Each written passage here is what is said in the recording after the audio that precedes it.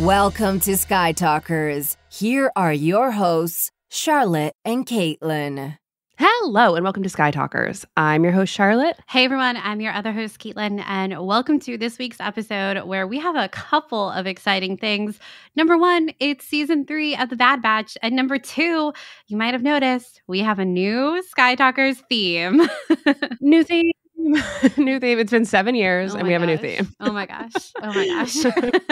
And it's bespoke. It's bespoke. It's bespoke.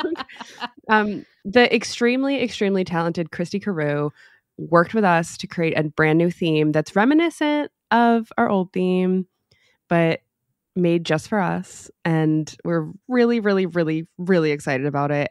It's so beautiful. You'll hear an extended version at the end of the episode, so definitely stick around to listen to that. Mm-hmm. I don't know, when we first heard it, I was like, this is immediately great. I love this. Yeah, it's so great. We've been talking about getting a new theme for honestly a couple of years now, but I've always been very hesitant because I love Pterosaurs so much, and it just to me it's like it's Pterosaurs, but it's like Sky Talkerosaurs. So I was like very nervous to like start this process of a new theme for us, but I love what Chirsty was able to create. It feels like very Sky Talkers. It still has the like essence of what we both loved about Pterosaurs, but like Charlotte said, it's bespoke. It's for us. I'm very excited. So I hope you guys like it too. Let us know what you think. We're super excited. Chirsty is so talented. She's worked with other podcasters too in the Star Wars space, so you've definitely heard her work before, and we're so excited to like have her be a part of Sky Talkers now. Yeah, huge fangirls. So it's just a real huge honor to work with Chirsty for this. It's so cool. You know, our theme is composed for us by a woman. I mean, it's so perfect. It's just fantastic. I'm really excited. Yes. Yeah. So, okay. Yeah. Hope you guys like it. We're really excited. And the timing worked out so perfectly that the theme was ready to debut with the debut of season 3 of The Bad Batch. So it feels meant to be. So we're really excited. Anyway, we are here to discuss the premiere 3 episodes of the last season, which I'm crying, of The Bad Batch. I can't believe these past, first off, The Bad Batch has just been an amazing journey for animation and Star Wars, and it's just been so fun for Caitlin and I to cover the whole thing on the podcast and just experience this next era of Star Wars animation. And I know it feels that way too for a lot of those listening. And I just can't believe this is the last season. And man, we started with a bang. So just an FYI, we did receive screeners, so advanced viewing of these episodes, particularly the first 8 episodes. We are very dedicated to making sure that these episodes are evergreen and also contain speculation, but to a limit. So just an FYI, we've seen 8 episodes. So that's almost half of this these first 3. So and pretty soon also I'll post a graphic on our social media about what episodes, like the schedule for our Sky Talkers episodes, because we do have that all ironed out, just like we did last season, actually, which is we cover episodes in groups. And we're going to do that again this season because it worked out really well for us and it allowed us to talk about things in arcs and just episodes together. And I know we have a lot to say about these first 3 episodes. So yeah, I'm very eager to talk about it. Yeah, me too. And just a note on the screeners, we've been lucky enough to receive screeners last season and then also for other Star Wars shows too that have come out recently. So you guys know we try really hard not to give any spoilers because we don't follow spoilers either. So we're not going to give them out at all. So just so you know. And yeah, the schedule for our recording that we did last season for Bad Batch and then also for Ahsoka, even though that was a little different because it was during the recorded in the void during the strike. So we'll be doing a similar kind of setup to that. So definitely check out our Instagram to see what that schedule is. But it basically works out to like every 2 episodes. There's some fluctuation in that, but essentially every 2 episodes. We also did get to do roundtable interviews with Jennifer Corbett, Brad Rao, and Michelle Ong last week, 2 weeks ago now at this point. Charlotte was actually out in Japan. Very exciting. And so it was just me. It was just me. And she did a great job. It was perfect. Thank you. I was very nervous. Anyway, that is up too on our feed. So you can go and listen to those as well. Yeah, it was it's great. It was a great set of interviews, and our other participants in the roundtables also had amazing questions. So after you've seen these episodes and listened to this, if you haven't listened to the roundtable interviews, definitely do that because there's a lot of insight, a lot of thematic discussions, talks about music and things like that. It was really insightful as usual with these creators and voice actors. It was awesome. Yeah, it was very good. I think that's everything for like our housekeeping at the top of the show, right? Yes. Yeah. Well, like Charlotte mentioned, this is the premiere of season 3 of The Bad Batch. We both are such huge fans of The Bad Batch, but this is the last season. And there's definitely a bittersweetness there. You know, all good things must come to an end. But I think before we dive into season 3, we should do a very, very brief recap of where we left off in season 2, which in typical Star Wars fashion, it was a lot of hashtag Star Wars is tragedy at the end of season 2 in kind of the biggest way. I think the biggest thing, of course, is we lost Tech. We had Omega sacrificing herself to Dr. Hemlock in order to save Hunter and Wrecker. And now she's at Mount Tantiss as a prisoner.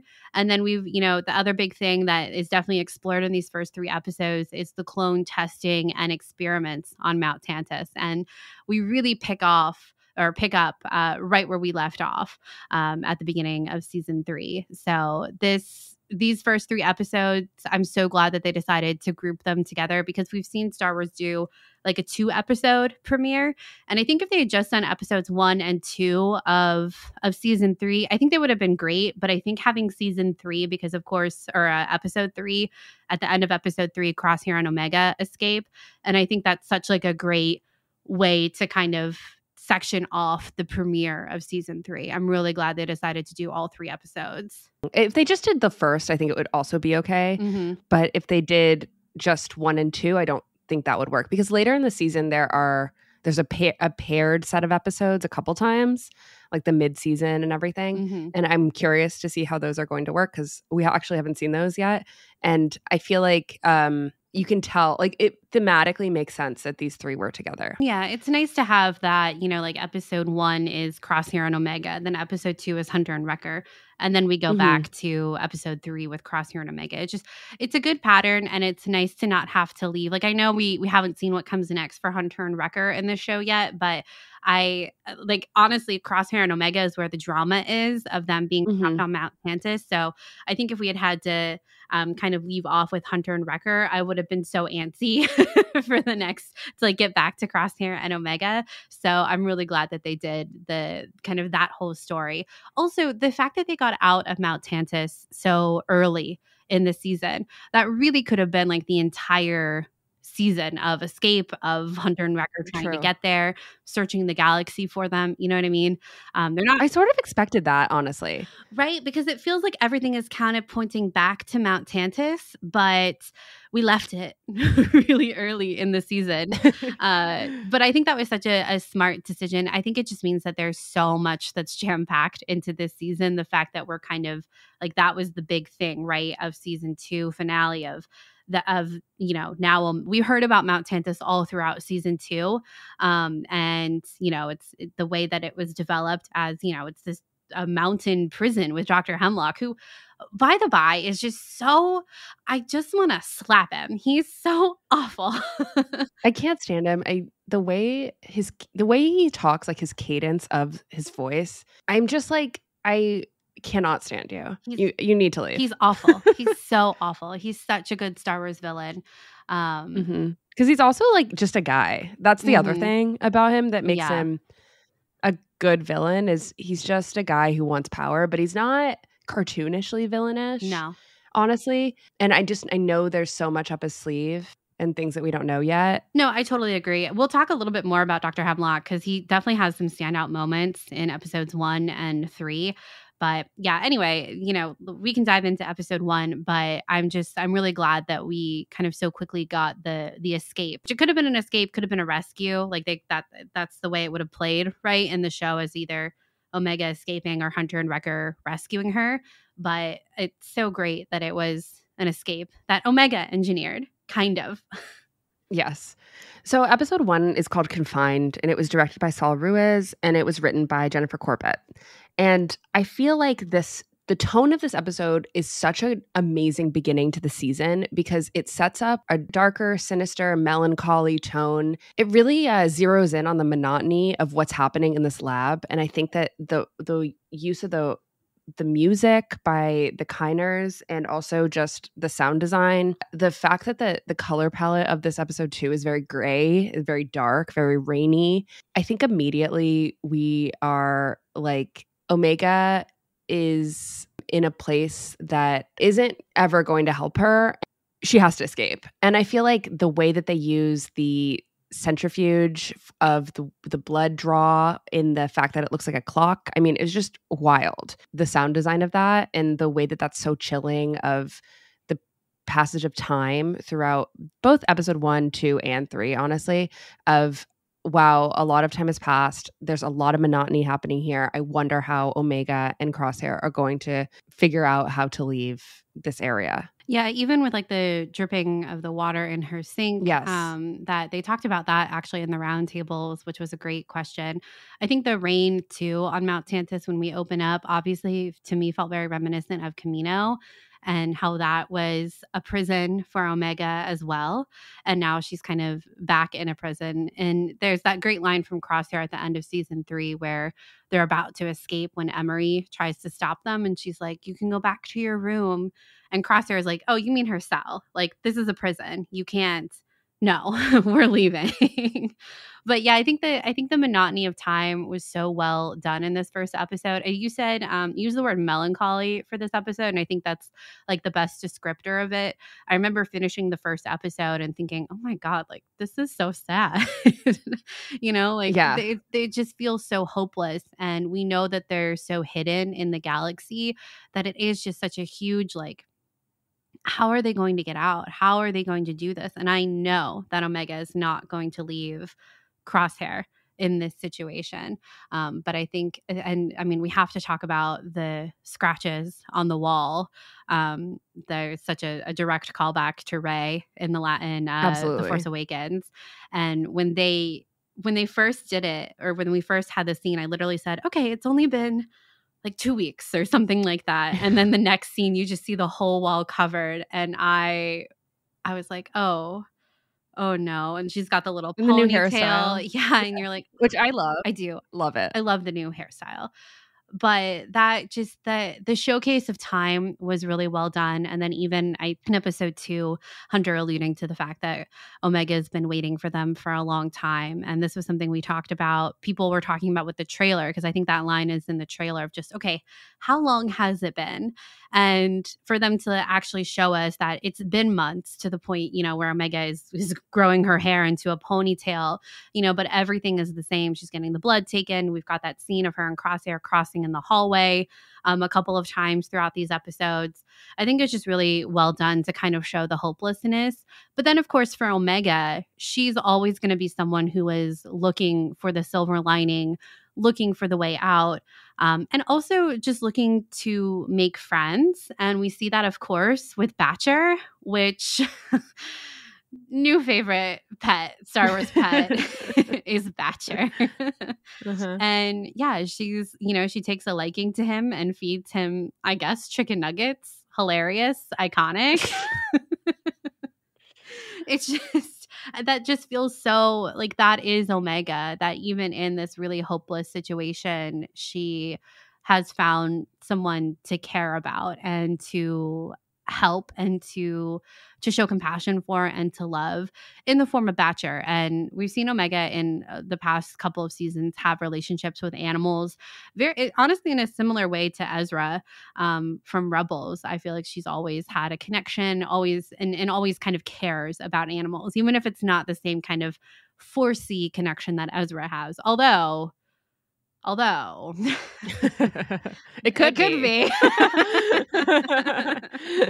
Well, I think that kindness towards animals is sort of shorthand for kindness of a person's soul. Yeah. So yeah, you hit the nail on the head. I mean, it could be, but it's. Yeah. I feel like that's sort of the reason why it seems like Omega shows kindness towards everyone, even Emery, even like honestly, she gives the benefit of the doubt. Yeah. To the point where Crosshair kind of calls her out on it. Like, you don't need to trust everyone. Not all clones are your friends. And I think that's proven true at the end of episode 3 with Emery. But at the same time, there's still some vagueness there of not all people are all good and all bad. And obviously, I think that's the lesson of Star Wars, but I'm not sure if I believe that fully about freaking Dr. Hemlock. So Yeah. Well, okay. whether or not I believe it is different than whether the story believes it, though. What do you think about Emery in these episodes? Because I don't know. I know. I don't know. Because the thing is, though, I was so Sid's going to have a redemption arc, and you were very much like, no, she's not. And she didn't. Mm-hmm. Well, it's not, the story's not over yet. I mean, so I don't know. That's true. But Emery in these episodes was really keeping me guessing because, you know, at the end of season 2, she drops its bombshell on Omega that she's also a clone. And of course, we haven't seen another female clone, really. So that was huge. And then, you know, she's the one who's, you know, in charge of Omega, it feels like. But then we see her taking her blood. There's this thing between Omega and Emery in these episodes where Omega is always asking questions and Emery, you know, point blank says, if I need to know it, Hemlock will tell me. I don't need to question anything, really. And Omega's like, what kind of life is that? Whoa, okay. Although I do think it's funny that Omega never really questions why Emery is taking her blood. Even after she sees Nala Se destroy her samples, I don't think it's until season or episode 3 where she's like, oh, is that why you're destroying my blood samples? Right. I'm like, Omega. It's kind of weird that she didn't think about that, but I know. it's okay. Like, Omega. She's a kid. It's okay. Omega. Yeah. But I do like this comparison between Omega and Emery as far as, you know, the both being girls in this story and how they are operating differently.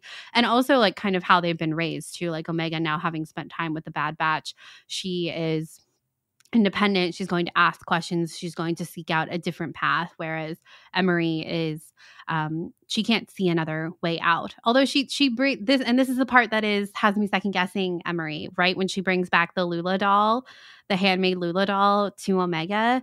I think in episode 3, that's when I was like, what do I do with you, Emery? What do I do? I know.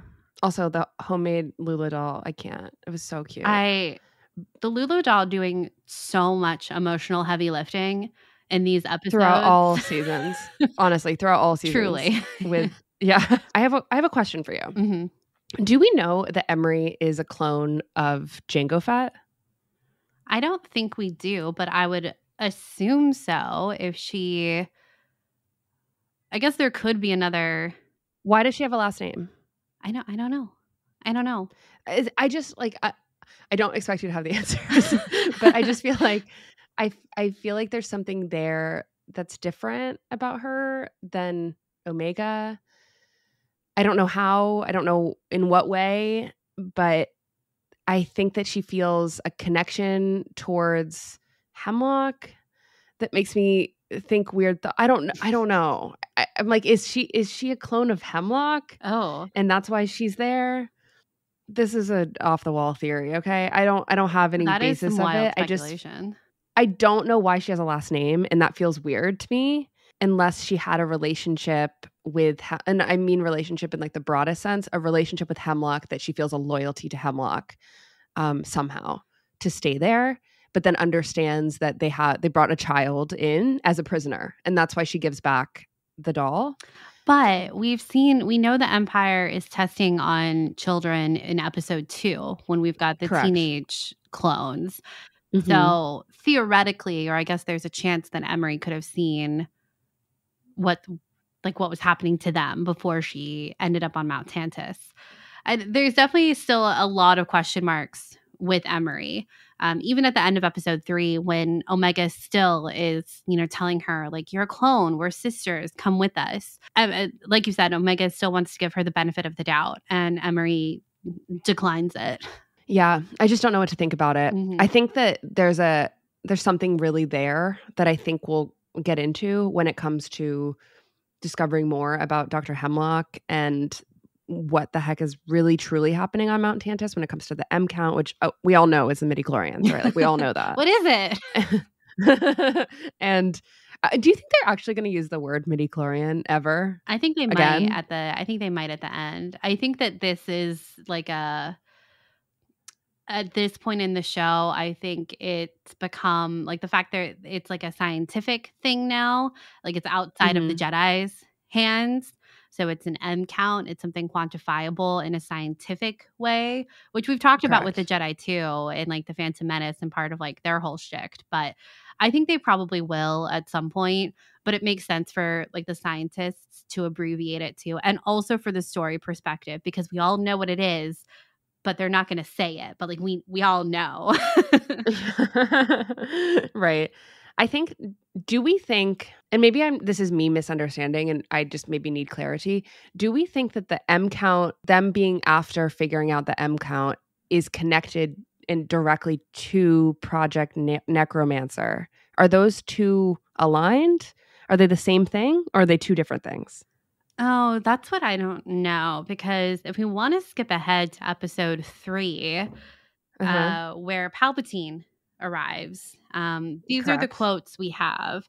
So Hemlock tells Palpatine they like go to a special part of Mount Tantiss, and Hemlock says, "As you can see, the specimens are well guarded to ensure they remain viable for testing. I'm confident that we will have a successful M count replication." So that implies cloning, right? And then Palpatine says there's nothing of greater importance to secure the future of this empire. And then and then they mention, I don't think I have the exact quote where they just say Project Necromancer. That's a good question. I don't know. I think maybe they're different, but one has to work in order for the other. Yeah, exactly. I think they're sort of in sequence of the research has to continue on the M count when it comes to cloning, but Project Necromancer is like the next step of, my thought is, I mean, you can't really get more obvious than the name Necromancer, right? That they're reviving something from the dead with new blood, new life, something like that, right? Also, it needs to be noted that Project Necromancer is mentioned in season 3 of The Mandalorian by Brendel Hux. And so basically this project has been a thing for like 30 years at that point, if I'm doing my math correctly, maybe 20 years. I'm losing track of the Star Wars timeline, if I'm being real. And as per usual for us. Yeah, as per usual. But as I would expect it to, because I think that this directly relates to Palpatine coming back to life through cloning, which we saw in The Rise of Skywalker, as it was explicitly saying cloning, right? So I feel like all of that is related, but the question is how. And I think the Bad Batch might get closer than The Mandalorian is going to, because I think that all is related, right? Like even why they're after Grogu, the fact that Grogu is a Force sensitive, very exclusive Yoda child, right? He's like a shiny Pokemon. Honestly, yeah. Like they don't, I don't know. He's special, right? And so I think that all of this is related, and we're entering this era of storytelling, which we've been in for a while, by the way. We've been in since 2019, maybe before this, of exploring Let's cloning. be honest. We've been following this story since season 2 of Clone Wars with Holocron Heist, when Palpatine steals the holocron of the Force-sensitive babies and starts stealing the Force-sensitive babies. Absolutely. We've been in this for a long time. I would even go further back to, we opened this can of worms in 2002 with Attack the Clones. Yeah. Like that's what we're doing. And it's already shifty. It was shifty the moment Obi-Wan arrived on the secret planet Kamino. True. So I think that we've been exploring this for a while. Even Palpatine saying the ability to cheat death is a power only one can achieve. But if we work together, we can discover its secrets, right? Like that's what we're leading to. It's always been leading to this. And I stand by, no matter my feelings about The Rise of Skywalker, I do stand by that, like, yeah, Palpatine coming back from mysterious origin makes sense. And we've been leading here for a while. So, or there's enough evidence to support that. Whether or not we've been leading here for a while can be argued, but there's enough story evidence. It can be argued. Then yes. It works. Okay.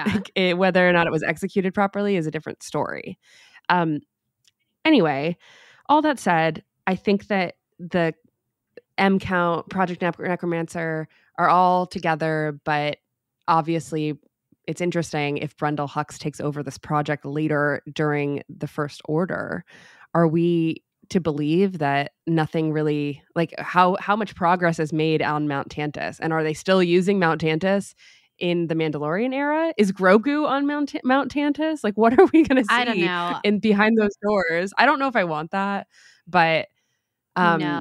even just seeing the Zillow Beast last season really got the wheels turning. I mean, I think the episode that we recorded on that was really insane, and similar conversation that we're having right now about cloning and force sensitivity and things like that. So yeah. Well, on that front, on the Zillow Beast front, Hemlock also mentioned, quote, exotic matter facilities providing alteration for testing a much larger assets, and gets larger than a Zillow Beast.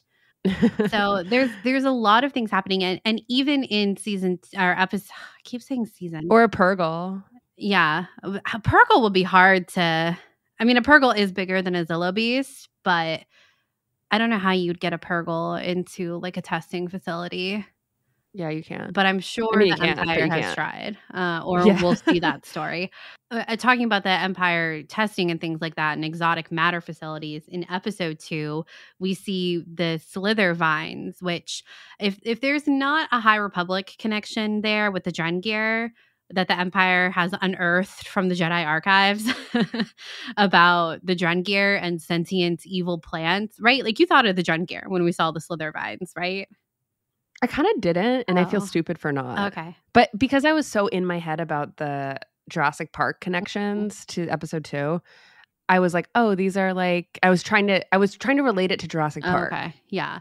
See, I was in Star Wars. But obviously it's very, very clearly. Yeah, good. You should be, because that's a much better connection. We've got than I was thinking. I want to mention that since I just brought up Jurassic Park, like what we're talking about in terms of scientific experiments and things like that is very Jurassic Park-y. Yeah. And very much like even talking about the exotic animals or whatever, exotic species, like that is Jurassic Park. It is taking DNA and replicating it and watching it evolve and trying to change it to your specifications. But the whole point of Jurassic Park is that's not, you can't do that because life finds a way. You can't control nature. And exactly. So I think that we're heading in a similar direction, and I think tonally in the beginning of episode 2, Paths Unknown, and I was like, oh, this is just like Jurassic Park 3 and The Lost World, and this whole like even them looking over the cliff into this deserted facility. It was straight out of Jurassic Park 3, and I was like, we're supposed to think about those relationships, especially since ILM worked so hard on all those movies. So yeah, that was just my tirade about the science base of it. Yeah, and that in the goes, relationship. That's exactly what I was going to say too. And in the episode, they talk about how the Empire was the one who developed. They created the Slither Vines, and now the Slither Vines have taken over the planet. I will say too that shot you're talking about where they're overlooking, it also reminded me of the shot in Andor when it's one of the flashback shots with Andor and his younger sister, where they like round the bend and they see the remnants of the Imperial facility or like the nuclear disaster. Yeah, something like that. That felt very reminiscent of that shot to me too. That's what I thought of. So totally. I think there's always this like theme in Star Wars of the destruction that these evil organizations, industries are doing on these planets, the machine versus nature, and that's a constant theme in Star Wars. So we've got that. Lastly, I think if we're talking about the Empire and experimentation and Hemlock and all of that and the force sensitiveness of Omega, this is something we've talked about a lot with Omega's character of her being a force sensitive clone, and of course that would be what Palpatine would want ultimately, a force sensitive army that you can brainwash and control via chips, right? I'm not sure if like what we were talking about with Project Necromancer, if that's entirely where we're headed. I still think that's a possibility. But they mention, at the end of episode 3, Shadows of Tantiss, Emery tells Hemlock, quote, the clone samples supported a positive M count transfer with no degradation from the specimen, meaning they put midi-chlorians into Omega. So she doesn't have them now, right? No, I think she does have them now. And she gave them to someone else. Like her, I don't know. Her midi-chlorians were able to be transferred into someone else. Yeah, because they took her blood. No, my understanding was her blood was her blood from cloning Jango Fett. Yeah. Okay. And their alterations that they did on her. Okay. Then they added another person's blood, or like the siphoning of midichlorians somehow, added it to her blood, and that worked to remain there versus being like filtered out, I guess. That's sort of what I thought. Because when Hemlock talks about like the success of it is if it can remain, and then if it can continue to like be built up by adding more. Yeah, I think. Right? Yeah, no, I think that's what I meant. Of like they put midichlorians into her, and they are surviving. So this is a valuable conversation because I think there's some vagueness that's happening in these 3 episodes that needs some clarification, and it's vagueness by default in terms of the story, which I understand. Yeah, but because I think the main takeaway is like, oh, we're talking about the Force here and like quantifying the Force into a super soldier eventually, right? And that's what's happening here. But in terms of the specifics, I think that they're a little dodgy on the what's happening. Yeah, as far as whether she's giving or taking midichlorians. But if we think about the Force in the way that it was explored in the show Ahsoka with Sabine, right? And how they've always talked about it, honestly, everyone has the Force. It's just to what degree. So therefore, everyone would have midichlorians, right? It's just the degree to which you can tap into it, essentially. So I don't know. I think there's definitely a lot here. And I'm always reminded of, it's like episode 1 or 2 of season 1, where Omega is having that conversation with Crosshair. And she tells him, I know what you're going to do, but don't do it. And it's essentially about like him betraying them or whatever. And that's always been the thing I go back to when thinking about Force sensitive Omega, that she just had this sense of this feeling of what Crosshair was going to do. And maybe that was the Force. Maybe it's because she knew about the chips and what was happening with the clones and all of that. And the fact that he couldn't fight against it at that point in the story. But I always go back to that scene because it's like just her and him. And she's like, I know what you're going to do. Don't do it. And it just feels so forcey to me, or feels like, I don't know. Yeah, it feels forcey to me. So I'm very excited to see where this goes. And, if anything definitive is actually revealed about any kind of relationship Omega has to the Force in comparison to like our traditional kind of understanding of it with the Jedi. Yeah. I don't know. Yeah. We'll see. Oh, I also have one last thing actually to say about all this, since I feel like we might not come back to it. In the conversation of Palpatine and Hemlock as a villain, Palpatine essentially gives Hemlock a blank check for this project. And I don't know, correct me if I'm wrong, but I don't know anyone else in the Star Wars universe who has It's because it's personal to him. Yeah. It's personal to him. It's his contingency plan in a lot of ways. Even if people right now cannot see that, they think it's like I said, a super soldier initiative. Yeah. But for Palpatine, it's like all he does is chase ways immortality. Yes. It is just so scary to think about him. I don't think Hemlock has control over Palpatine, right? But he definitely, I don't think there's many people in Palpatine's circle that he gives this blank check to, Yeah. I wouldn't even say he gives it to Vader in some ways. Not at all. I don't think at all. So I remember when he said that and I was like, geez, that's a lot. Well, thematically, like the moment Darth Vader was put in this really oppressive suit is the moment that there would never be a blank check type of exploration. Yeah. For Vader. Yeah. Ever. And that's kind of part of the tragedy. But at the same time, for Palpatine, we know that, we know that Hemlock, there's no way this guy's going to survive the end of the Empire. There's no way. I was thinking, how crazy, because we think about the Mandalorian, we've got a character like Dr. Pershing in the Mandalorian, which is involved here somewhere too, in all of this with Mount Tantiss and like these types of tests and things. And so it definitely stands to reason that Hemlock could still be in the picture at that point, right? And you're like, that wouldn't be a far jump. But I'm also like, okay, how crazy would it be if the person that Palpatine gives a blank check to, like Hemlock, is someone who turns on him eventually? I don't know. I think that would be wild. Yeah, me too. It would be crazy. But it could happen. So I don't know. Maybe I'm eating my words or will eat my words later. Yeah, I don't know. I just think there's so many possibilities. And the fact that we know both a lot and a little about what the Empire is doing between the Mandalorian, like on this front specifically between the Mandalorian and here in the Bad Batch, I think is such a fun connection. And I think that the Bad Batch has really excelled at, like, they've spent more time here. Obviously, like, we're physically at Mount Tantiss for a lot of the show, or we've been here a number of times, but I don't know, the villains in the Bad Batch are just so good between like Hemlock and then also Rampart. Remember Rampart? Hate that guy. Never forget. Hate that guy so much. There's so many villains I hate, actually. How many times have I got on this mic and been like, I hate that guy. I hope he dies. Like, that's terrible. It's fiction, baby. But the Bad Batch has really excelled at the horrible guys in the Empire. And even what was he, that trooper or whoever in the Outpost episode where that finally breaks Crosshair, where the guy who was in charge was like, yeah, just kill him. Like, we don't care. Like, he was that guy too. He was awful too.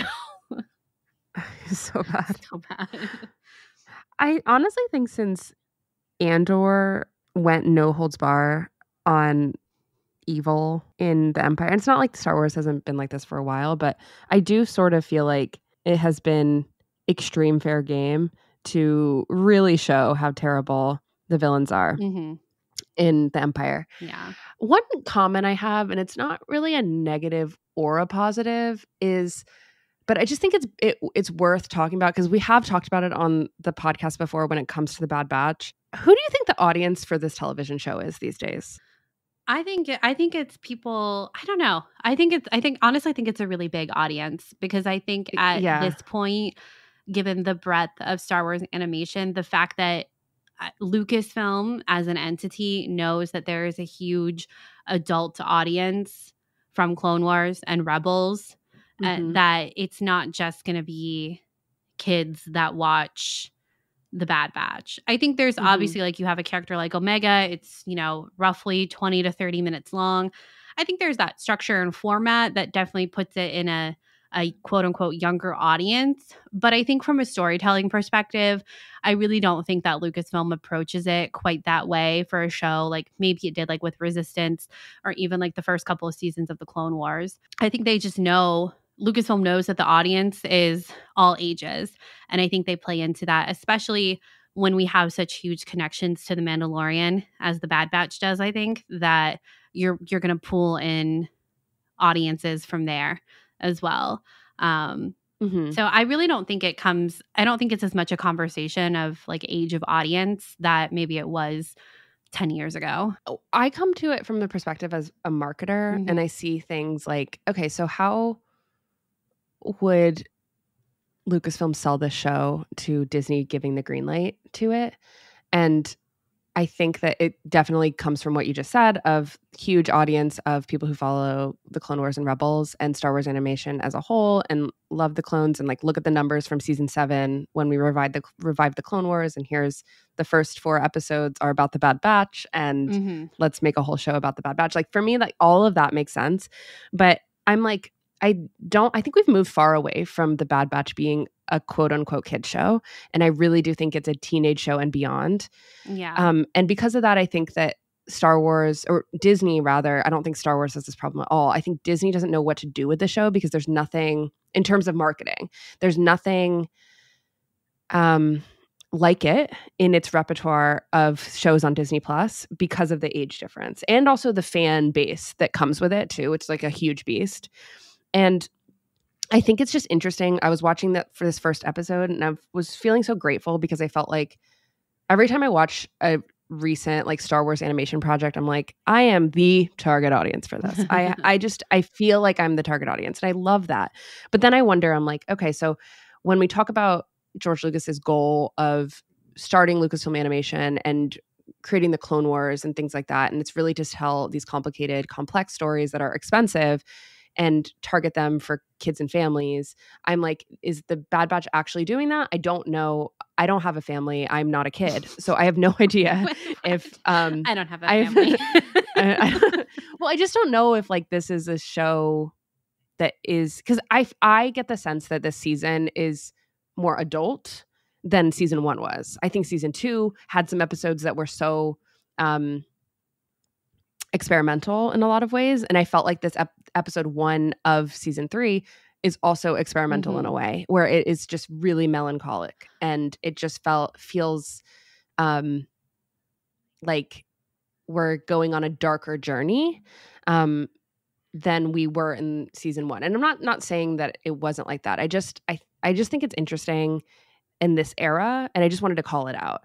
It's in this era of Star Wars animation, have we moved past the goal of Lucasfilm Animation creating shows for fully kids in mind, or are we in an era where it's teenage plus, and that includes us and everything? And I think that's totally fine. I'm, again, like I said, I'm not approaching this from a negative or a positive, but I think that's what we're at right now with this animation studio. Well, I think it's a challenge because, and I think it's something that the like corporations are having to figure out, and I don't think they're necessarily doing it very well when we're looking at like the big picture, because like there's Young Jedi Adventures, which is clearly for young children, right? And it's very clearly marketed to that. But Bad Batch and kind of all of Star Wars animation has been a little bit more nebulous, especially as it's grown in audience over the years.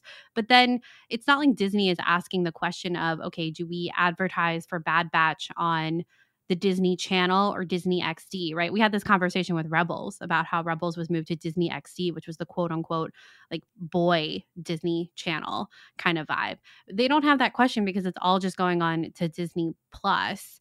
And, you know, like, I don't know. It's just like this conversation has kind of reminded me of like honestly, like the failure of Willow and them pulling it off of Disney Plus without even like kind of trying or just letting it live there for a while. Yeah. Whereas with Star Wars and with something like the Bad Batch, like we've been talking about, they know that there is already an audience there. But like that's lucky for Star Wars, right? Because it knows that there's a built-in audience that will at least support 2 seasons of a show. But like, I think we're seeing this conversation with marketing and the challenge for something that's even more experimental, like we kind of saw with Willow, or like we did see with Willow, that just didn't feel like it got the time. So what would be what would be the risk of something more experimental within the Star Wars franchise? Would it get more of a chance to just kind of be put on Disney Plus, knowing that there's not like that traditional marketing behind it? I don't really think I'm making sense with this, like what the marketing soup has become in my head with streaming. But I do think it's interesting that there's not kind of those traditional, like how Clone Wars and Rebels were marketed on specific channels and things like that. Whereas we're just kind of putting Bad Batch on Disney Plus, but it has a built-in audience that they are already know is going to be there for it. Unlike a show like Willow, as an example. I think there's pros and cons for all of this. And I agree. And I think that in the beginning of the Disney Plus streaming era with Star Wars, it was like, this is so great because we're going to get all these different types of shows that are targeted for different people. And like, they don't have to hit the minimums of like the Nielsen ratings on television. There's none of that. It's all going to be like art for art's sake. I think that's what we thought it was going to be. And I think that most people were talking about it that way. And I think that was really optimistic. And I think it's still like that. Like, I don't think that it's not like that, right? Like, I think that we have more Star Wars shows than we ever would have had on television. And that's a fact, right? And I think that I don't know if the Bad Batch, as it is right now, would have existed on Disney XD. It could have, but I can't say that for sure. And because of that, I think the audience has kind of shifted a little bit for it, which is good because the Disney XD audience was so narrow to begin with. And I think the very brief conversations that we've heard Dave Filoni have about the urgency to change the way that the credits are thrown at the end of certain Rebels episodes leads me to believe that there are, like, the example, if you're not aware, Dave Filoni, there's a couple of episodes in Rebels where he didn't want the Rebels theme to play at the end of the credits rolling because he felt like the episode was too intense for an upbeat theme. Well, this started with the Ahsoka leaves arc. He had to fight for that ending in Clone Wars. Yes. Exactly. On Cartoon Network. And so I think that this sort of fight there about working with the networks, like you don't have to do that at all. You can do anything experimental really when it comes to tone on a Disney streaming service. And Bad Batch, I think, is doing that really well. And just to get back to Bad Batch a little bit, I think that as I worry and I stress a little bit about the future of Lucasfilm animation, I'm trying to like formulate it in my head where I'm like, okay, Lucasfilm Animation, the audience, if Disney wants to think about it, can we craft this so the audience is teenagers? Like, is this their animation house that is more like teenagers plus? It's more like adult-ish, but in a different storytelling sense, because it's obviously not adult animation. I feel like that has like a different connotation. Do you know what I'm saying? Yeah. Like, I worry a little bit about, which we've been vocal on the show about, like the future of Lucasfilm Animation, aka our favorite thing that Star Wars does. And I think that it's like, okay, we gotta, what's the future? Because this is the last season and I'm stressed about it. I am too. And I think this conversation of like experimentation and streaming is true to a larger degree within the Star Wars franchise than outside of it. Because of that built-in audience, because we've seen many, many shows like canceled before their, season 2 or whatever. So I think this is like a weird conversation because Star Wars is its own entity in a similar way to something like Marvel too, of like there's so many TV shows and things happening. But yeah, I know what you mean about like what are they thinking as far as what's next. And there has to be something that's coming next for Star Wars animation. I mean, we know that Young Jedi Adventures, but that's not done through. That's not Lucasfilm Animation. Yeah. So it's we're getting Tales of the Jedi season 2. Yeah, exactly. But we still don't have kind of any information on that yet, aside from the fact that it's happening. So I don't know what's next, but I think that Bad Batch I think the lead up to season 3 was extremely well done or well received online, as far like they did the premiere in San Francisco. I think the Star Wars like social media account has done a really good job of interacting with people about Bad Batch. Totally. I don't know. I just feel like this season has been received really well online so far, and like the marketing for it, that I can't imagine that Lucasfilm wouldn't push for another animated show. And I think that they're so successful that I can't see Disney Plus not wanting to do the next animated project. I don't know. I'm with you. Like it does stress me out to think like, okay, are Tales of the Jedi the only thing coming down the pipeline? And I feel like I'm going to say no. And that it might be a while before we find out, but by a while, I think like Celebration next year. Which is, it still feels like a long time, but we've waited longer in Star Wars for things to come about. So yeah. I don't know. This is definitely a rabbit hole that we've dug ourselves. Tangent that we've went off on. Sorry about that. I just feel like all this to say, I think I'm so appreciative of the experimental tones that season 2 had and season 3 of the Bad Batch. And I'm very grateful that we're on a streaming service where those experimental tones aren't a risk for ratings. And I just hope that the audience is very clear and defined. And I have no knowledge of that. I just kind of wanted to pick your brain about that a little bit. Okay, just to go back to the story a little bit, I had a note that you had made about 30 minutes ago that I wanted to come back on because I think it's important.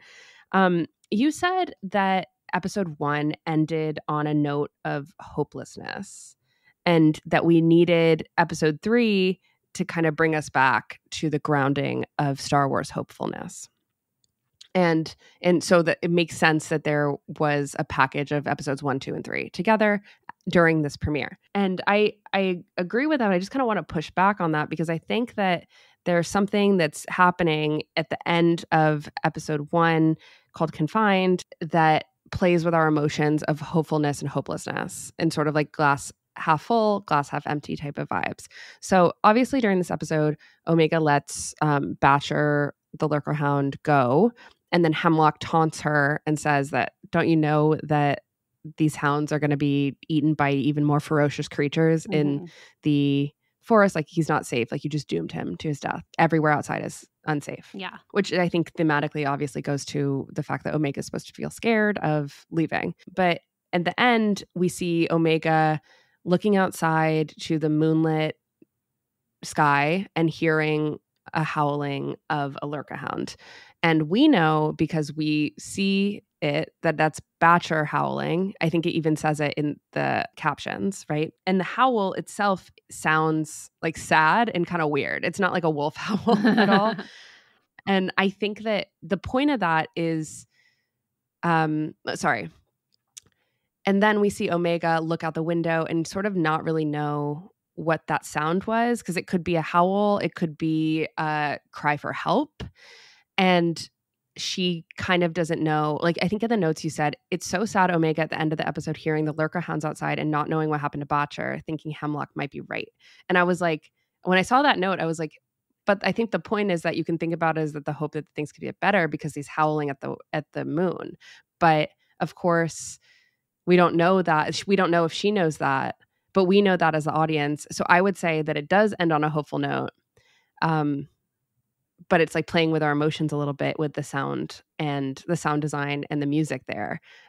So are we supposed to think like Omega and think that that there's hope around the corner, or are we supposed to think like Omega at this point where it's like, oh no, she doomed Batcher to his death? Or are we supposed to think like, no, there's life can be sustained outside of Mount Tantiss, and yeah, she could probably escape through Batcher's kennel thing eventually. I really appreciate your interpretation. I still don't know if I have it.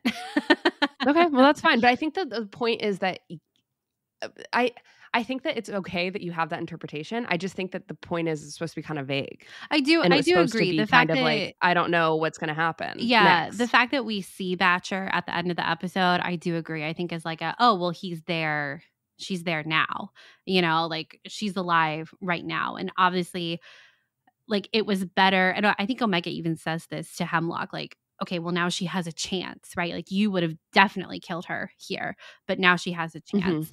And I do think there's hopefulness there. I think that when thinking about this episode overall, I think we are supposed to, I think the overwhelming feeling, maybe overwhelming is not the right word, but the general theme is that confinement, that hopelessness.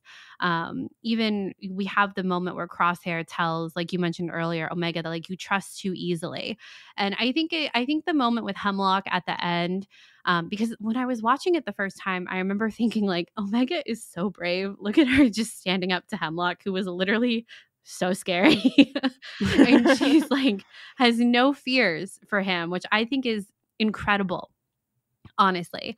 But then he's the one that knocks her down a couple pegs at the end when he's like, well, you know, there's another creature out there that's been killing all the Lurker Hounds, and you just sent Batcher to her death. Like, hope you're happy. And then even when she tries to one-up him and says like, well, I know you're not going to hurt me because of Nala Se and blah, blah, blah, blah, blah. And Hemlock's like, yeah, you're so right, babe. But like, I could hurt Crosshair instead. And I know that'll hurt you. You know, like I think that the point of this episode was to knock Omega down a couple of pegs as far as her confidence, where even like Crosshair is telling her that she trusts too easily. And my favorite moment in this episode was when the passage of time that is also shown with Crosshair and Omega's relationship, of the first time that Omega is sitting outside his cell and he's just, you know, don't talk to me. I don't want to talk to you. Leave.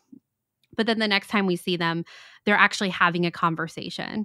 And Crosshair is reminding her, like, come on, like, what are you supposed to be doing? You're supposed to be figuring out an escape, right? He's much more engaged with her the second time. And then after they have like a little bit of an argument or just disagreement, and she gets up to leave, and he says, Omega, don't risk anything for me. I belong in here. And Omega says, none of us belong in here. And I love that moment so much. But it happens before the Hemlock thing, where she's all chutzpah, right? And then Hemlock tells her Batcher's going to die and that he's going to hurt Crosshair because of her. And then I think her being back in her cell and looking out at the moon, right? I love the environment of like the moon, where the moon can either be like make a wish on a beautiful star, it's romantic, or in this case, it's quite ominous. And there is that question mark to your point of seeing Batcher. But I think overall it's supposed to end on a more somber note for Omega altogether. Like, wow, I've been here for so long, and like now what have I got? Nothing. I don't know. No, I think that's true. I just think that the episode itself is playing with those emotions. I agree. Yeah, I agree. And it's interesting that you came out of it with, oh, this is kind of hopeless. And I was like, oh, this is kind of hopeful. And I think that's exactly what it was supposed to happen. And I think that's the mark of really solid sound design, by the way. True. Yeah. In that howl means a couple different things. Yeah. That's very true. Just like, I thought that was cool, honestly. Let's go back to Crosshair and Omega's relationship, because it is iconic, incredible. I'm obsessed. The only thing I'll say about the other episodes that we've seen is that the relationship continues, and y'all will be very happy. Yeah. Because it has completely overtaken my brain in a way that I never kind of expected.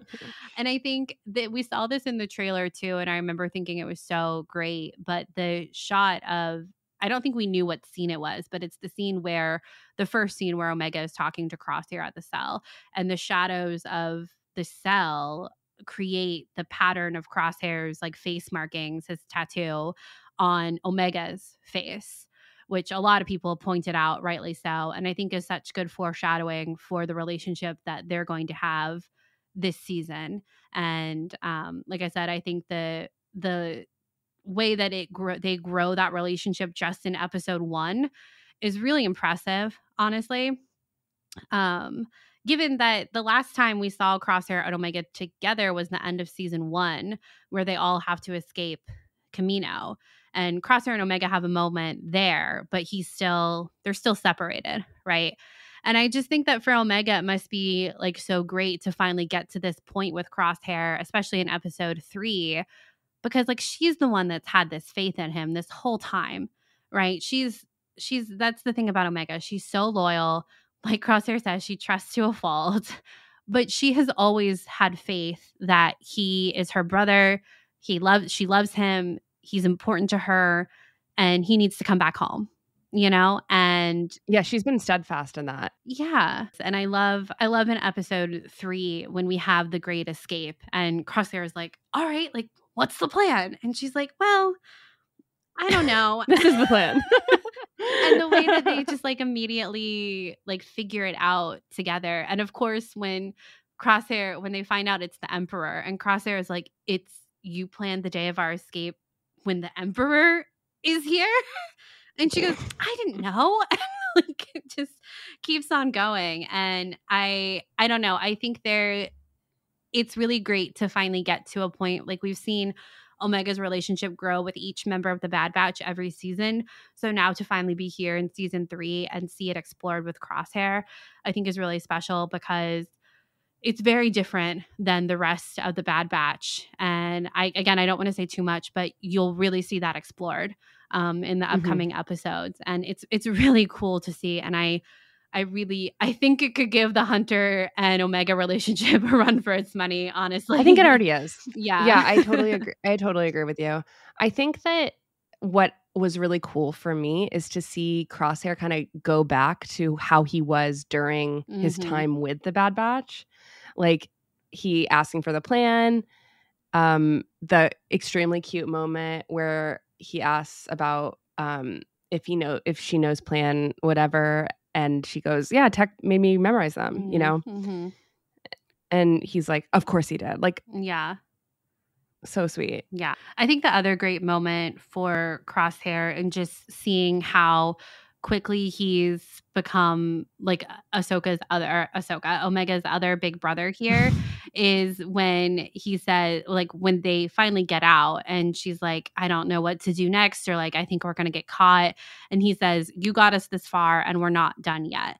I think that's like the most optimistic thing I've ever heard Crosshair say before. Yeah, there's a full change happening. Yeah, there is. And I think that's the Omega effect, right? And I've been rewatching The Bad Batch. I didn't finish, but I'm still in season 1. But I'm reminded, like in episode 1 where they meet Omega, Hunter is the one who is very, hesitant to accept Omega into their group, to even like let her sit with them at lunch, which, don't forget that the premiere of Bad Batch involved a food fight in a cafeteria, which is just incredible. But he's the one that doesn't think that she should be a part of the team. And then, of course, she worms her way into all of their hearts, our hearts. And we see the same thing happening with Crosshair here too. And I think that in episode 1, that passage of time and showing how their conversations have changed between the two scenes that Crosshair's cell, I think did a really good job of progressing that relationship, and of him like believing and knowing that of course she wouldn't leave him if she got the chance to escape. Because in that first scene, right, he tells her, he's like, if I got the chance to escape, like, I would leave you. I wouldn't think twice about it. And she's so upset. She's like, you're lying. You wouldn't do that. But she leaves. But of course, throughout their time on Mount Tantiss, Crosshair knows that she wouldn't leave him, and she doesn't. Yeah, it's so great. It really is. It's so good. I don't think we've talked enough about episode 2, Paths Unknown, which was directed by Nate Villanueva and written by Matt Michnovetz. I know we've talked a little bit about it, but I think there are 2 interesting things about this episode. One, we have Roland Durand, who is back with his mother, Issa Durand, who runs their syndicate, which, fun fact, Issa is played by Angelica Houston, who famously did the Sith Mother in Screecher's Reach in Visions Volume 2, and she's back to play cool. Issa. Very cool. That was very exciting to hear. But I think this episode was great to show just how far Hunter and Wrecker are going to get information on Omega. I think they would have been hard pressed with where we left them in season 2 to do something for like the crime syndicates. They bring in one of the Pikes. Like, that seems pretty serious. I think something I really enjoyed about this episode is that we got to see, there's clearly been a passage of time, right? But it's clear that Hunter is really going through it in terms of his mental health, in terms of the fact that he lost Omega. And Wrecker is a really solid rock for Hunter. And I really appreciated that. Like, you can see that throughout. It's very clear that Wrecker is the emotional guy who is there to support Hunter as he kind of lashes out at some points about the fact that he lost Omega. And it's very clear that they're going to stop at nothing. And bringing in the Pikes, like, honestly, the more Star Wars can bring up the Pikes, I just feel like I feel like I'm in the secret club of like, oh my God, the Pikes are so awful type of vibes. Like, every time the Pikes are there, it's not, they don't spend a lot of time being like, they're so evil. Remember the Pikes? Yeah, the Pikes are so evil. But when you know. Yeah. I mean, if you've seen Solo, you know. But I think that that's a Conja Club. Yeah. Well, yeah. I think of crime syndicates. I of course have to think of Conja Club. Yeah. Sorry. I was like, sorry. I made that connection in my head. I didn't voice it out loud. Yeah. I feel like when we start here, like you said, and they've clearly done business with the Pikes again, it's like, wow, they're desperate. Whoa, the desperation is reeking. They just are willing to put everything on the line, including standing on this very volatile platform that they could easily fall through. We just saw that in order to get one step closer to Omega. And they're far from it. Like, I feel like by the end of this, we know that they are closer than they were before, but it's been a while and they are still grasping at straws, basically. Needle in a haystack, big time. Yeah. I was excited to see Roland again. I think that this was a great connection to season 1 because it's an episode where we see him in the episode Infested, which is when he loses one of his horns on his head, but he has his pet Ruby. It's like a lizard armadillo thing. And of course, Ruby takes a liking to Omega. And they get Ruby, Omega, and Roland end up getting locked together. It's the episode where they have to, like, Roland takes over Sid's office, and then the Bad Batch have to, like, steal spice out from under Roland and sell it to the Pikes, or get rid of it so that Roland can't pay the Pikes. It's like a whole thing. But I think the point is that Roland and Omega spend time together and they form a connection. Of course, Omega, like, worms her way into his heart too. So I think that him coming back and having a role to play here is a good connection, honestly. And like how these little connections that Omega and the Bad Batch have made throughout the past couple of seasons will probably come to help them in this final hurrah of season 3. So I was glad it was someone that we knew. And I think it made sense too, like we were talking about, to show just how desperate Hunter and Wrecker are for any kind of lead on where Omega may have gone. And I think one of the other things we should kind of briefly talk about is the fact that we have these teenage clones on this planet. I think it's been a while since we've seen a clone of this age, but I really liked seeing them and being reminded that there is this whole population of kids who were trained to be soldiers who never got to be soldiers. And when we think about the question of a clone's identity and purpose and where they can find happiness in this world, now that the thing that they were essentially brainwashed to do is gone, I think that's a really interesting question. And even more so, honestly, when we think about it in a teenager perspective, because that's a crazy time of life in general. And so to get to see these 3 clones, I thought was great. I hope we see them again. Fun fact, Daniel Logan plays one of them, but not all of them, which honestly feels a little weird to me that they had him play one but not all, because isn't that the whole point?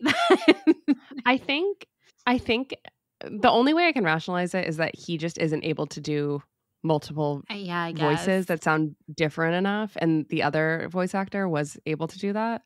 Yeah. You know? Yeah, I guess. Yeah. Julian Dennison plays the other 2 teenage clones that are there. But yeah, Daniel Logan plays Mox, which, again, great to see him. Always fun to have him back in Star Wars. I think I had some wild speculation last season about Omega and Boba Fett meeting up at some point. And I'd still like to leave it on the table. So yeah. I feel like the fact that Fennec Shand was in season 1 is like enough of that wasn't the most wild speculation ever to bring up Boba Fett, right? Like, they're the same age, they're the unaltered aging clones. Like, it's got to happen at some point in Star Wars. Maybe not now, but it will. Maybe not now. Yeah, exactly. But I would love to see it now. So same. I know it's all already done, but you know. If you're taking requests. Like a DJ here. Yeah. And then they take him back to Pabu, which is so great. I love Pabu. It's just the best planet ever. Caitlin's so obsessed with Pabu. I don't know how you can't be. I really don't. You bring up Pabu a lot. Like, since Pabu happened.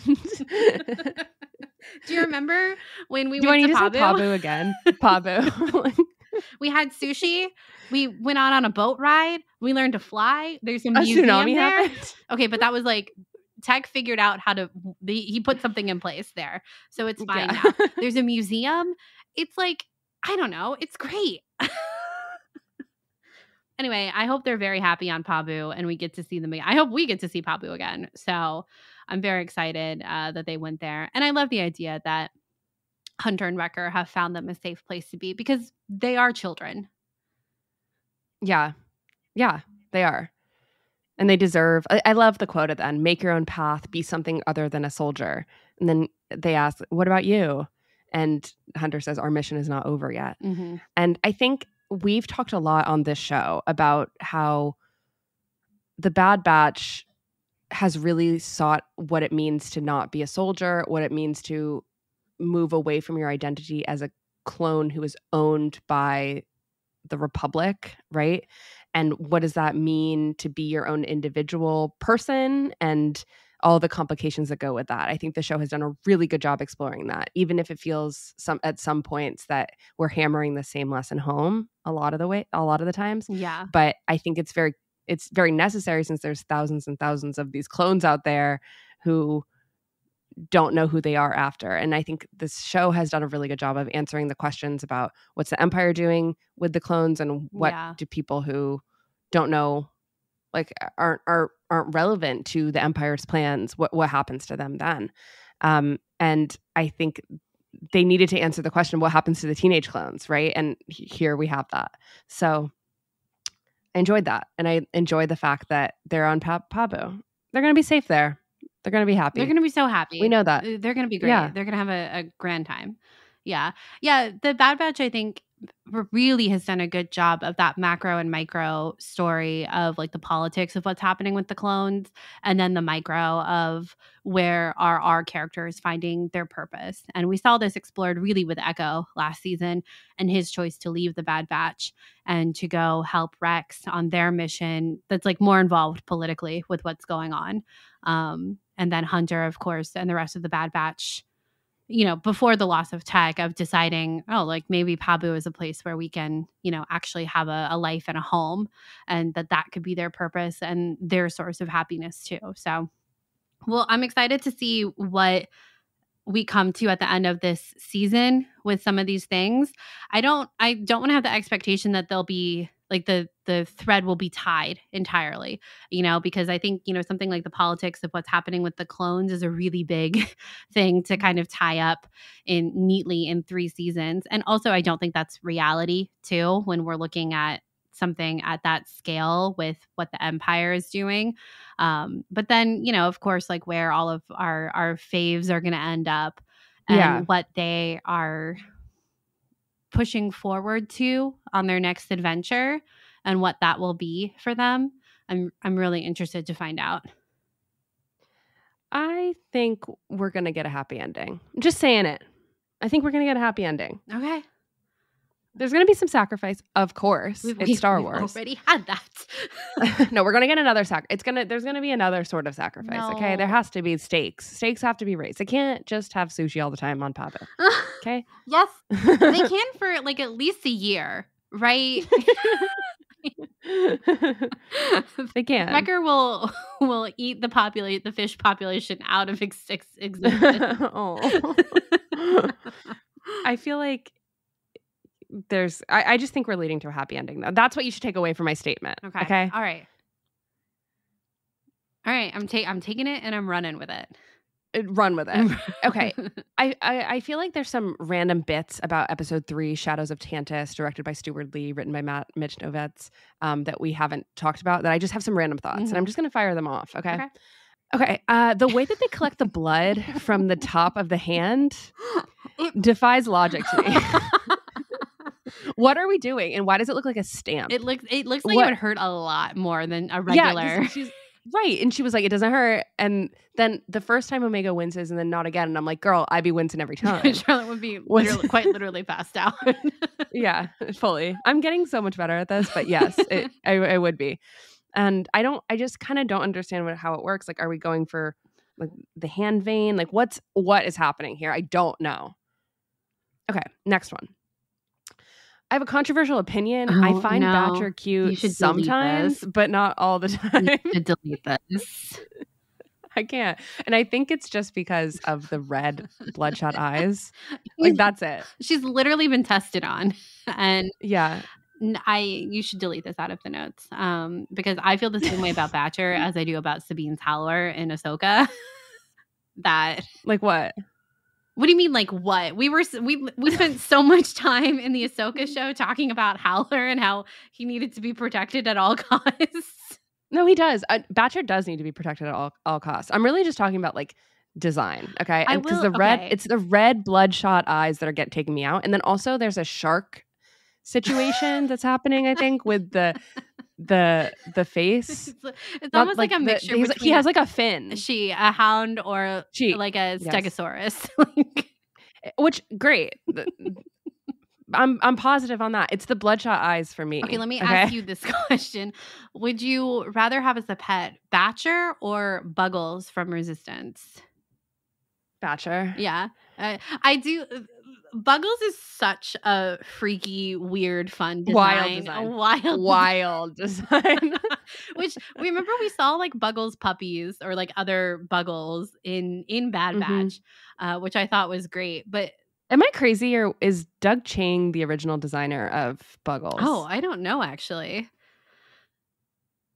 I might be crazy that might be so off. The thing about like the Howler and Batcher is like, I feel like I can be like, oh yeah, Batcher is part Stegosaurus, part shark. Howler is Jay Filoni's dog and also a wolf, you know, and like a horse.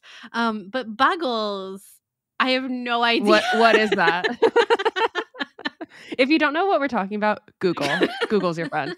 Google Buggles resistance. Let's move on from Batcher. I love Batcher. I need to say it. Okay. I love Batcher. Batcher's great. Batcher, amazing character. I'm so glad there's a dog involved now. Right. And it's very cute that she named the dog Batcher. Like, it's adorable. Okay. It's the eye part that I'm like, wow, they really went for it with like red pupils. So true. Or what is it called? Like around the whites of their eyes are. Yeah. It's wild. Okay. Anyway, Nala Se, haven't talked enough about Nala Se. Nala Se in this episode is so great. I was really happy that she saved Omega and clearly has such a soft spot for Omega. But I do still think we're not seeing the full picture with her. And I'm scared for her life, honestly, at this point.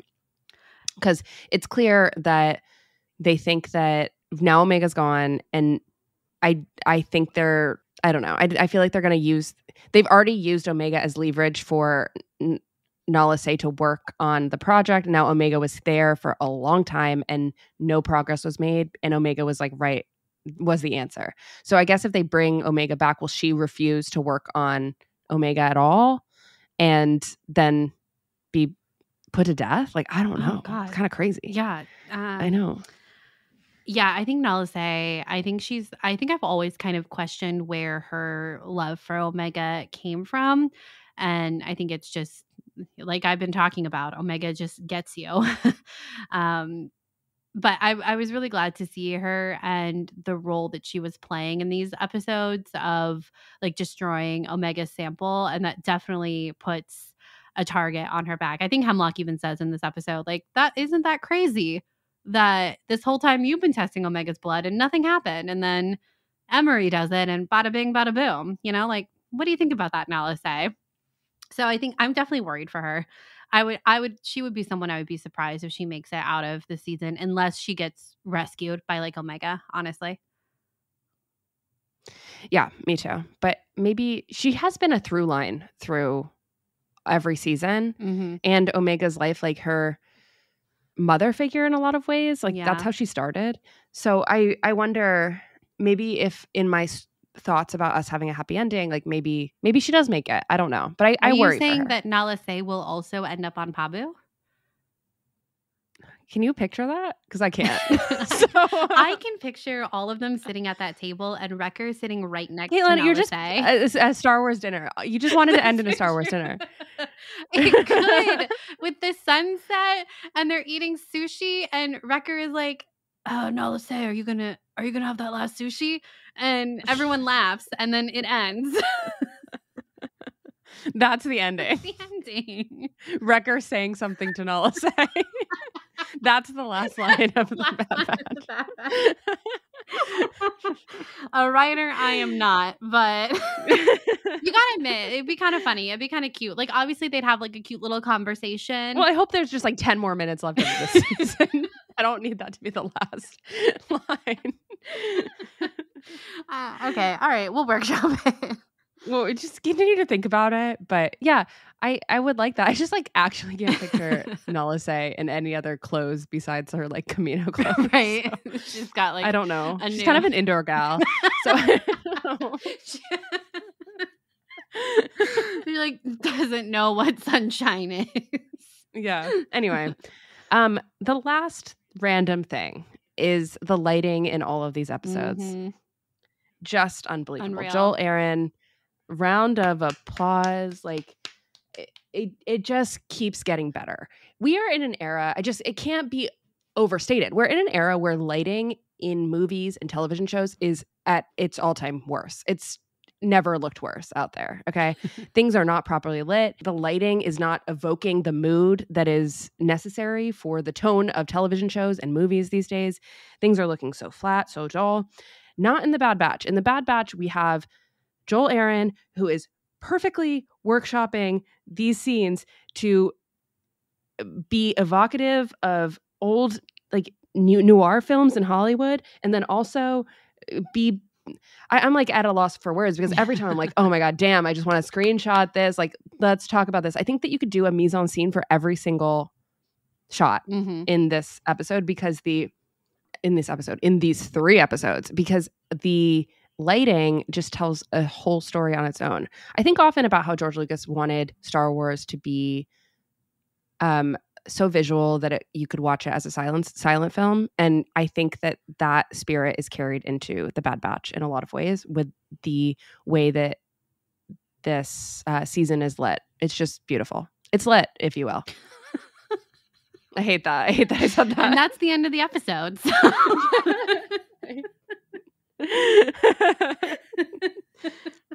You made fun of my last line for The Bad Batch. Yep.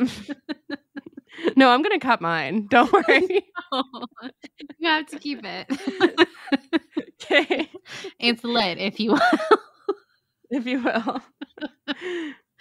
Yeah, I fully agree. I think he knocks it out of the park every time. I feel like we're also seeing some examples of the matte paintings back in The Bad Batch, which continue to just be stunning. And yeah, no, this is a gorgeous freaking show. Yeah. Unreal. Yeah, the Star Wars animation has never looked better than it has with Bad Batch. And yeah, I completely echo everything you said. He just completely knocks it out of the park every time. And we're so lucky to have him working on this show. Yeah, seriously. Do you have anything else to say, especially about Shadows of Tantiss or these 3 episodes in general? I don't think so. I think I'm really excited for you guys to see next week's episode. Episodes 4 and 5 are legitimately so good. You're going to love them. That's going to be our next episode on Sky Talkers, is going over episodes 4 and 5. And I physically cannot wait to discuss these. I think the internet's going to have such a heyday with both of them. They're so good. So please look forward to that. I know I am. But no, I think that's going to wrap it up. We're so excited to be covering Bad Batch again. I hope you guys are excited for our coverage and our new theme song, the new Sky Talkers theme song. Please let us know what you think about both, honestly. But you can find us on Twitter, X, at Sky Talkers Pod, or our personal handles. Charlotte's is at Carew and mine is at Caitlin and Plusher. We also have our website, skytalkers.com, our Instagram, TikTok, Facebook, email, all good places to find us. And if you have a second and would like to leave us a review on Apple Podcasts or Spotify, we would really love it. It helps other people find the show. And if you would like to screenshot that you're listening in real time to Sky Talkers and share it on your social media platform of choice and tag us, we would love to repost that as well. It kind of works as like word of mouth for the podcast and gets other people listening and joining in on the conversation with us. And if you're interested in other ways to support us, you can head on over to our Patreon and check out our different reward tiers there and how to get involved in our Discord community, which is honestly the place to be when new Star Wars is airing. And our Bad Batch channel is always a really fun place to be as the episodes are coming out. So definitely go and check out that if you're interested. Definitely. I want to say a huge thank you to these patrons: Joey, Matza, Jackson, Lauren, Diana, Kelly, Susanna, Cherie, Sarah, Katie, Z, Bailey, Sam, Thomas, Swara, Stuart, Derek, Fifi, Suki, Shelby, John, and Jacqueline. Thank you so much for supporting us. Yes, thank you guys so much. And until next time, may the Force be with you. May the Force be with you.